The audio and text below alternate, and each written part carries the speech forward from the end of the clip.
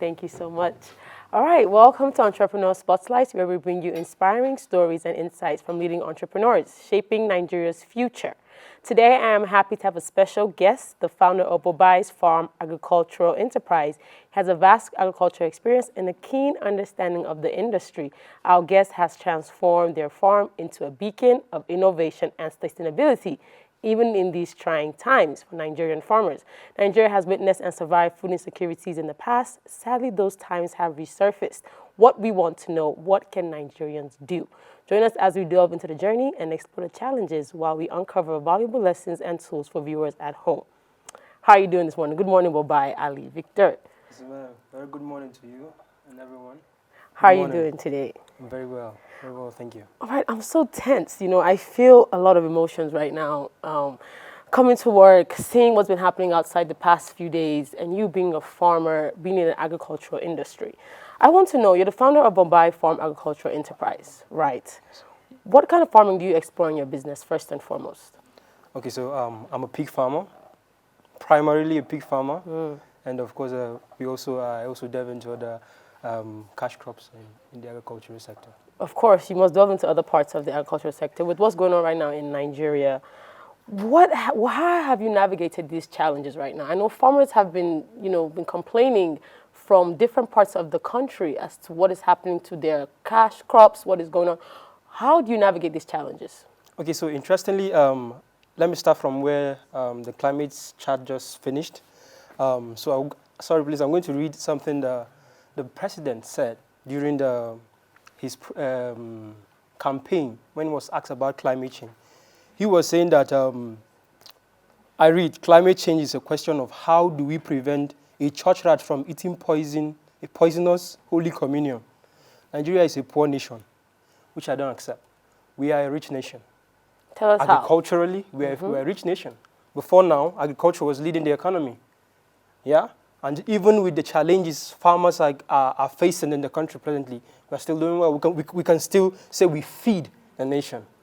Isn't that? Okay, so Yes. tell us how now we can feed ourselves. Because as you said, the president said this. I've heard the president's wife, the first lady, mention the fact that you have to know that we can farm at home, we can get a garden at our houses, behind our houses. How can we do that? Give us more insight as a farmer yourself from your experience. All right. So we have various innovations in agriculture, in the agricultural space, from the tech aspect, that delves into helping farmers, and especially here in Abuja, where you have various people with estates going on. People are wondering how can we join the synergy of real estate, to farm, the distance to going to various farms, how can they do it even at homes? So you can see we have vertical farming, for instance, hydroponics, whereby in your house, your little apartment, you can farm there and raise crops to help you. So that's and what I want to know, as you can see on the screen Is too. it by your window? Is it behind your house? How can we farm at home? Because right now people are hungry. There's been an uproar of food prices. You also have stated that we can farm at home. Tell us how. What are the tools that we can use? What do we need? Where should we start from? Okay, so interestingly, I'm also co-founder of Growth for Sustainable Agriculture Initiative. So what we do and what we encourage is you can start with local tools. In fact, building a greenhouse in your house, with local mosquito nets. So that's what I want to encourage people, because we know that people don't have the finance to do all this, right? Of course. And of course, the government is not even doing well for farmers either. You can go on and say that we only see on news that a certain amount has been deployed to the agricultural sector to do this, but the farmers, we don't see anything. We just see them on news. So farmers can use all these local tools, build a greenhouse. A woman consulted me and said, I have this little farm. I want to start a fish farm. And then I told her that, okay, why not look up? What did she say? Nothing. I said, good. We can create beams, beams up and build layers of tanks where you can farm your fish, and we'll just create a little harvest pond on the ground, and then from there, when it's done, you harvest, Wow. And then you can see also the vertical farming, whereby you can just, in shelves like that, in your little space at home, and then you can grow. People are complaining about GMOs. You can also grow out organic foods there. and feed your family. And healthy. vegetables. Exactly, vegetables and help yourself. Yeah. You know, so that's how good. So taking it back now to what is going on outside in the streets, the protest. It's been titled and championed the hunger protest. What can you say this protest will make a difference, and how, for you being in the business yourself of agriculture, what differences can you see this protest bringing forward to Nigerians? Well, we've been seeing protests before now, and you can see that in as much as it's our civil right to do that, they don't help us either. And so the frustration of the people is going out violently, as we can see already. So even the people know that we are protesting, but eventually it doesn't look as if this thing will turn out to be good, but let's just do it.